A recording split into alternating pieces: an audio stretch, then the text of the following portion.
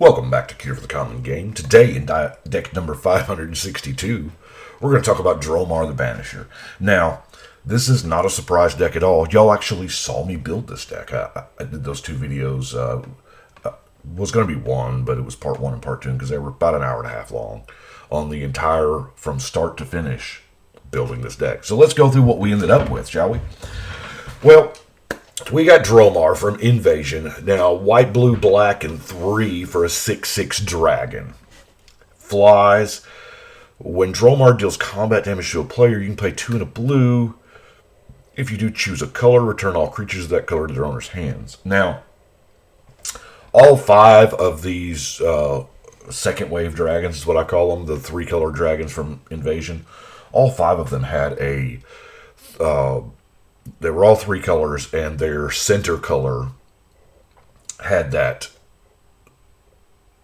attack trigger. Or, I'm sorry, combat damage trigger. And Dromar here is kind of unique because he bounces everything of that color. But the only problem is there's only 5 colors of magic, and Dromar's 3 of them. So there's a good chance that we're just going to be bouncing Dromar if, you know, we survey the battlefield and we're like, okay, all the blue stuff or all the white stuff or black, whatever, you know.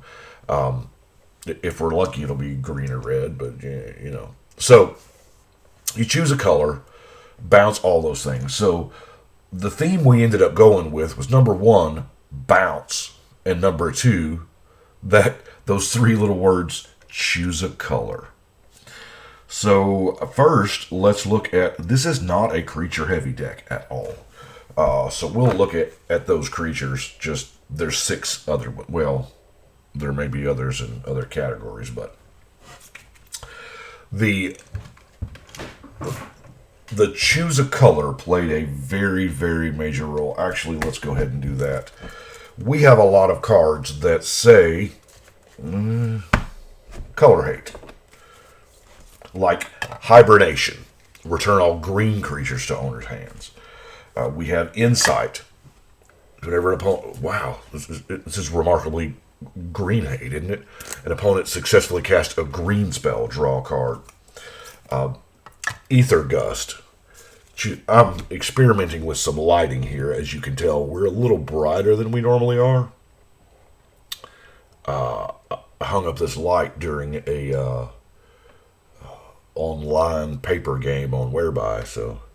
if that's the thing y'all are doing, I'm on there sometimes. But red or green is what this hates. Wrath of Merit Lage is, of course, anti-red. Death Grip being anti-green. Hydroblast. It's going to be really good since everybody's playing Wheel of Fortune now, I guess. And then, more important, the two cards here, Circle Protection Green and Circle Protection Red. Now, I know what you're thinking.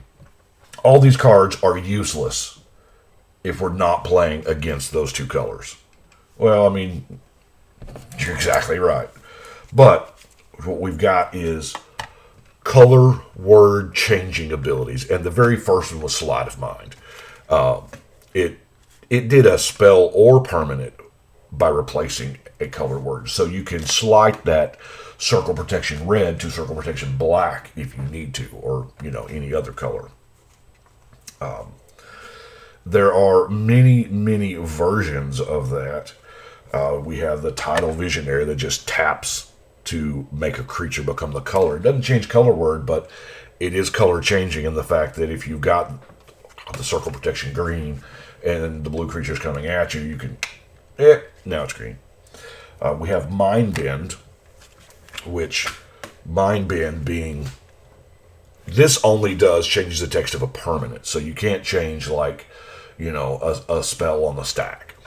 1 color word or 1 basic land word. The original land word changing is Magical Hack. Now, I'll be honest with you.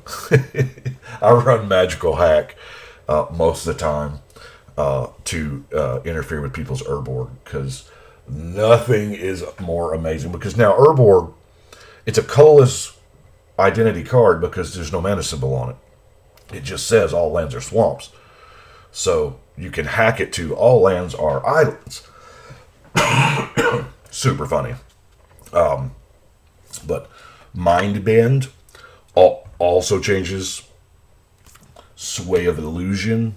Any number of target creatures become the color of your choice, and you can draw cards. So this is a thing we want to do, paired with a thing that we want to do. Shifting Sky is an enchantment that does it. All non-land permanents, it just washes everything of that color. Now,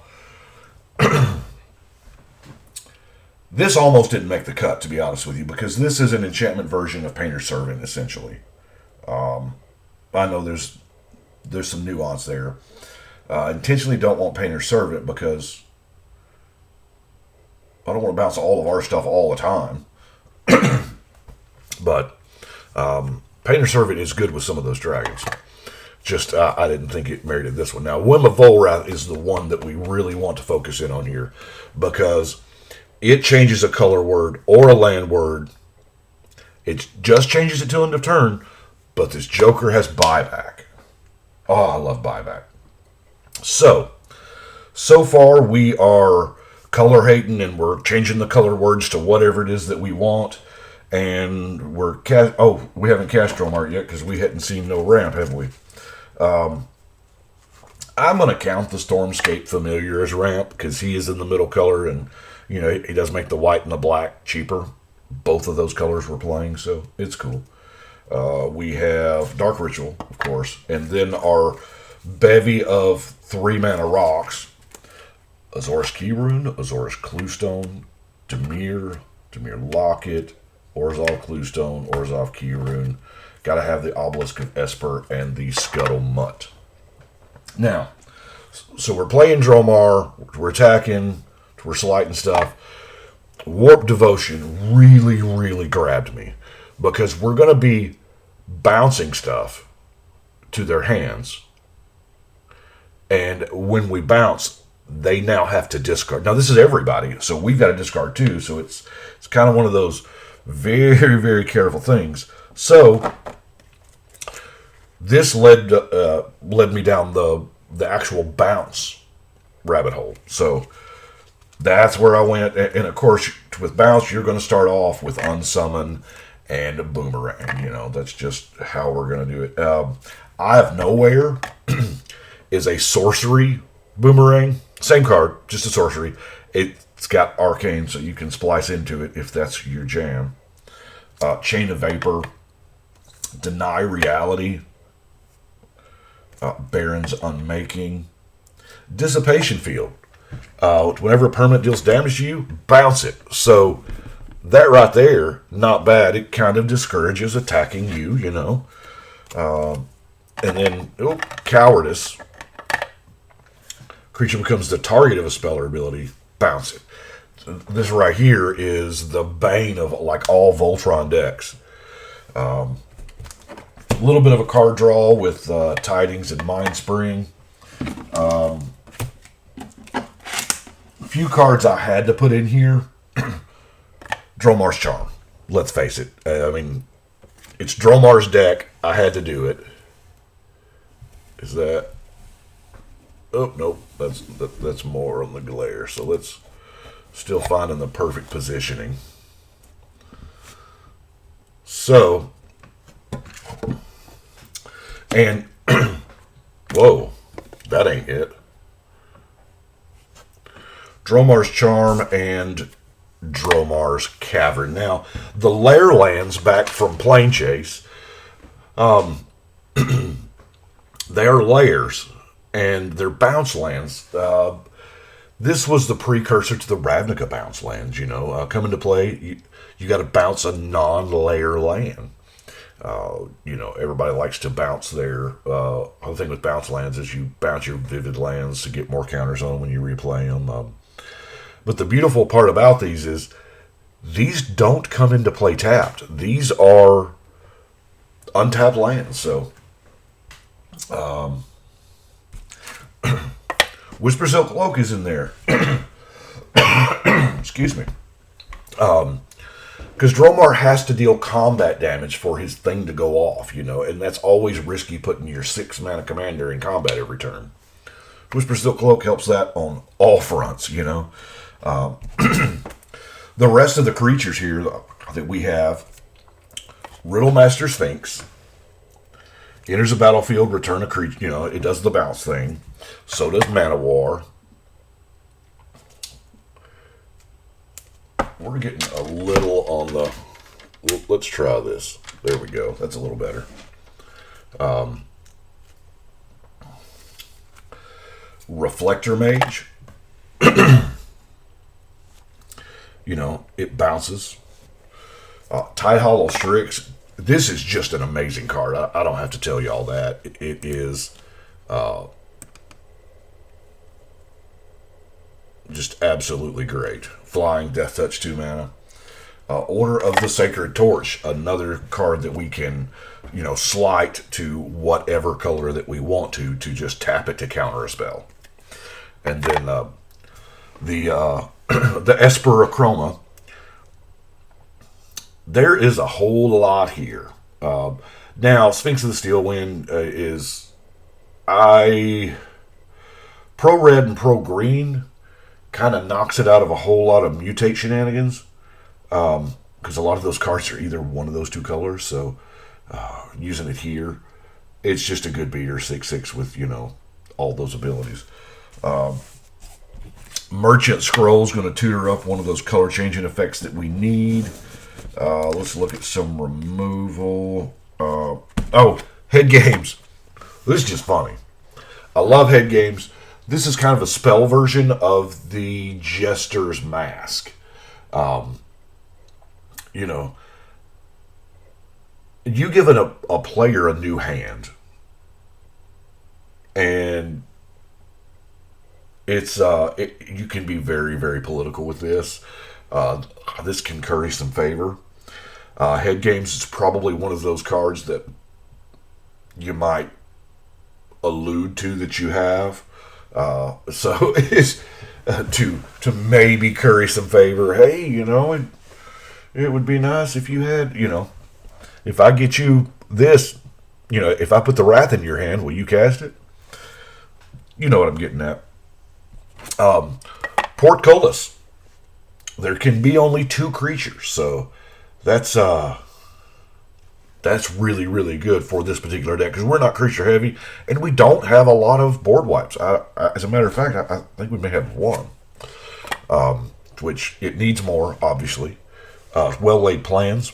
Prevent all damage that would be dealt to and by another creature if they share a color.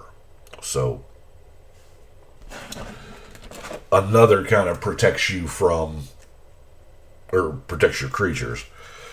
So let's look at some removal, shall we? First, we have the removal that relies on color, because that's kind of our thing, you know?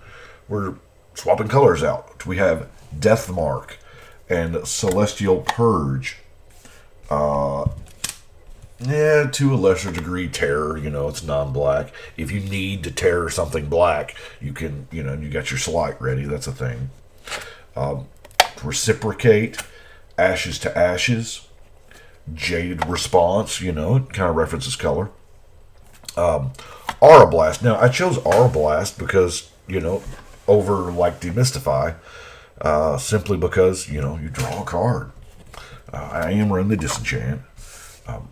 Diabolic Edict's better than you think. There's many games where, you know, there's just down to that one creature, and you would love to have a Diabolic Edict at instant speed. Murder.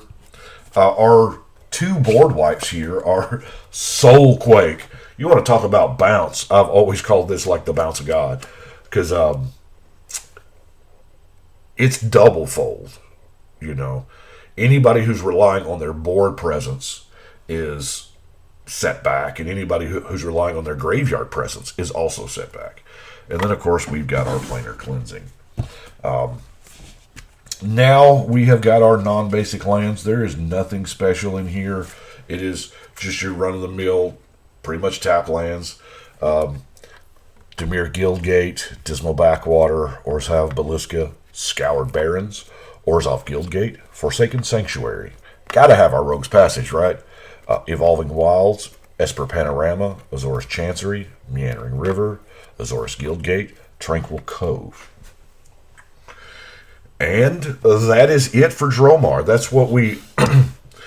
Now, Dromar, keep in mind that this is 100% built with what was already the cards in this room.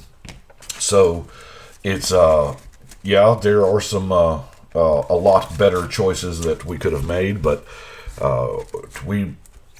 this was pretty representative of how I build most of my decks. It's just cards that I have, and yeah, for some reason I don't know why I wanted to use all white border lands. I am a big fan of well, you know, y'all know I love white border stuff anyway, but I'm a big fan of the white border lands for like in the competitive aspect, you know, although I'm not competitive. But the idea that it makes it easier to play, especially when we've got a 100-card deck, is if you're cracking like a Terramorphic or a Panorama or even a real fetch land, if your lands are the only thing white border in your deck, it's easy to pick out, see? So, I get it. Oh, I do want to... Here, let me turn this camera up here where I can talk to you for a little bit. Yeah, I shaved. I want to give a big thank you to Blake Siegeworth. He is our brand newest patron. Thank you so much, Blake. Welcome to the family. Also, want to thank Derek Salinas because he donated Dromar. That's the whole thing. I know y'all saw that at the beginning. I failed to mention it, but thanks for the two of you guys, and thank everybody for watching, clicking, subscribing, doing all the thing. But I just appreciate y'all, you know, letting me share a part of your day. But let's go put 562 up on the wall, shall we? I'm recording this early in the morning before work. We got 562, Dromar is done. And of course we're getting closer and closer to Ikoria. I'm finished pre-building like 19 decks. I say finished pre-building. I've done all I can do without the new cards. Now, granted, once I get the new cards and I go in there, I may want to make changes or, you know, whatever. But with those 19, I have done all I can do before.